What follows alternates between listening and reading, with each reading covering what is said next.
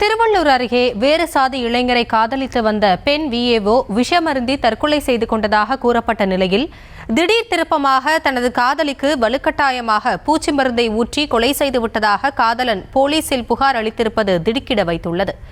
காதலுக்காக கடைசி வரைக்கும் போராடிய பெண் விஏஓ மரணத்திற்கு முன்பாக அழுது கொண்டே காதலனிடம் பேசிய அதிர்ச்சி ஆடியோ இருந்தும் கூட பெண் விஏஓவின் குடும்பத்திற்கு போலீஸ் உடந்தையாக செயல்படுவதாக பகீர் புகாரும் எழுந்துள்ளது.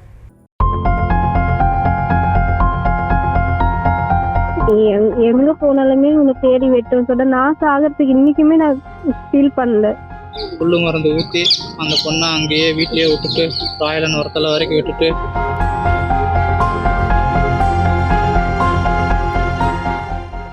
காதலித்த பையனை கல்யாணம் பண்ணினால் எங்கு போனாலும் வெட்டுவோம் என கொலை மிரட்டல் விடுத்த பெற்றோரின் வார்த்தையை கேட்டு பொறுக்க முடியாமல் பெண் விஏஓ கண் கலங்கும் ஆடியோதான் இது.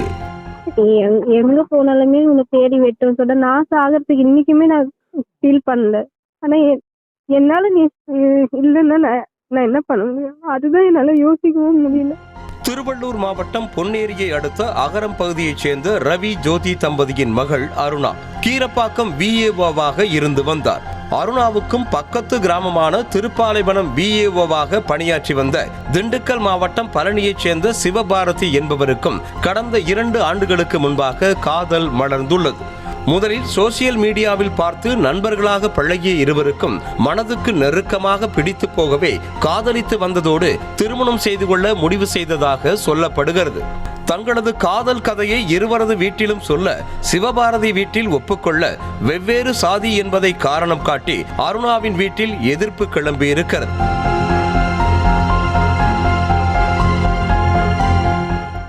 அருணாவின் அண்ணன் அரவிந்த் ஆவடியில் ஆயுதப்படை போலீசில் பணிபுரிந்து வரும் நிலையில் மொத்த குடும்பமுமே அருணாவின் காதலுக்கு எதிராக நின்றிருக்கிறது.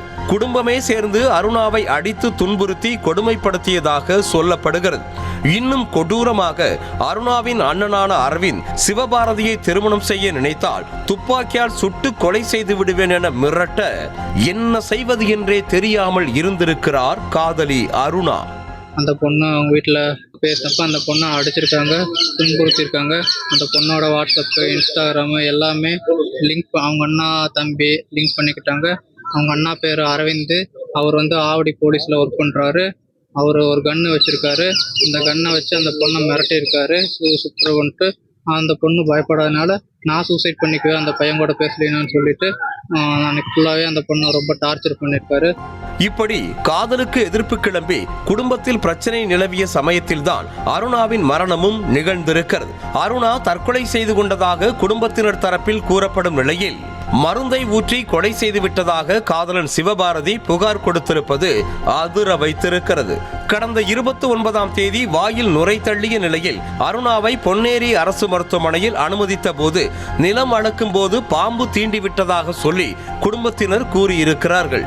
பொன்னேரி அரசு மருத்துவமனையில் இருந்து சென்னை ஸ்டான்லி மருத்துவமனைக்கு மாற்றப்பட்ட அருணா புத்தாண்டு காலையில் உயிரிழந்தார். அருணா இறந்த பின்னர் திருப்பாலைவனம் போலீசில் அவரது குடும்பத்தினர் அளித்த புகாரில் வீட்டு வேலை செய்யாததால் தாய் திட்டியதால் விஷம் குடித்து தற்கொலை செய்து கொண்டதாக தெரிவிக்கப்பட்டிருந்தது. முதலில் மருத்துவமனையில் சேர்க்கும் போது பாம்பு மீது பழி போட்ட குடும்பத்தினர் போலீஸ் புகாரில் முன்னுக்கு பின் முரணாக கூறியிருப்பது சந்தேகத்தை ஏற்படுத்தியிருக்கிறது.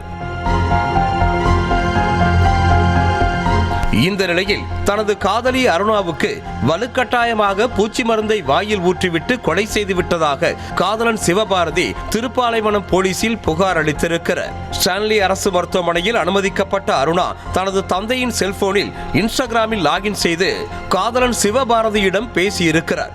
அப்போது 4 பேரும் சேர்ந்து கொலை செய்யும் அளவுக்கு துணிந்து விட்டார்கள் என குடும்பத்தினரை குறிப்பிடும் அருணா பூச்சி மருந்தை வாயில் ஊற்றிவிட்டார்கள் என கூறியிருக்கும் குறும் செய்தியும் வெளியாகியுள்ளது. அது மட்டுமல்லாமல் போலீஸ்கார அண்ணன் அரவிந்தும் தம்பி அஜித்தும் சேர்ந்து கொடுமைப்படுத்தி செல்போனை உடைத்து பறித்து கொண்ட விபரத்தை காதலன் சிவபாரதியிடம் அருணா கூறிய குறும் செய்தியும் அதில் இடம்பெற்றிருக்கிறது.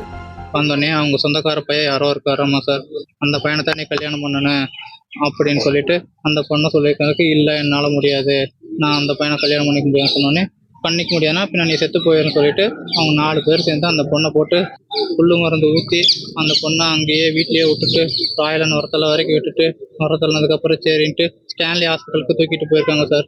அந்த பொண்ணு செவ்வாய்க்கிழமை ஈவினிங் தான் எனக்கு அவங்க அப்பா ஃபோனில் அந்த பொண்ணோட இன்ஸ்டா ஐடியை லாகின் பண்ணி எனக்கு மெசேஜ் பண்ணிச்சு, இந்தமாரி என்னை கொண்டிருப்பாங்க, என்னை அடித்தாங்க, நான் ஒரு நாள் ஃபுல்லாக அடி வச்சாங்க, நான் அழுத, அப்புறம் எனக்கு வாயில் புல்லு மருந்து ஊற்றி விட்டாங்க, நான் செத்துருப்பேன், கண்ணு முடிச்சு பார்த்தா இங்கே ஹாஸ்பிட்டல் இருக்கிற, இப்போ நான் நல்லா இருக்கேன், எனக்கு சரியாயிரு, நான் வந்துடுவேன் அப்படின்னு அந்த பொண்ணு சொல்லுது சார். இவ்வளவு ஆதாரங்கள் இருந்தும் கூட மர்மமான மரண வழக்கை விசாரிக்காமல் திருப்பாலைவனம் போலீசார் சுணக்கம் காட்டுவதாக கூறப்படுகிறது. இறந்து போன அருணாவின் அண்ணன் அரவிந்த் போலீஸ் என்பதால் வழக்கை திசை திருப்ப முயற்சித்து வருவதாக பகீர் கிளப்பப்படுகிறது. அருணாவுக்கு நடந்தது என்ன என்று விசாரித்து தவறு செய்தவர்கள் மீது நடவடிக்கை எடுக்க வேண்டும் என்ற கோரிக்கை எழுந்திருக்கிறது. காதலன் சிவபாரதி பதிவு திருமணம் செய்து கொள்ளலாம் என எத்தனையோ முறை அழைத்தும் கூட பெற்றோர் சம்மதத்தை எப்படியாவது வாங்கி விடுகிறேன் என நம்பிக்கையாக இருந்த அருணாவின் மரணத்திற்கு யார் காரணம் என்பதை போலீஸ் தான் கண்டுபிடிக்க வேண்டும்.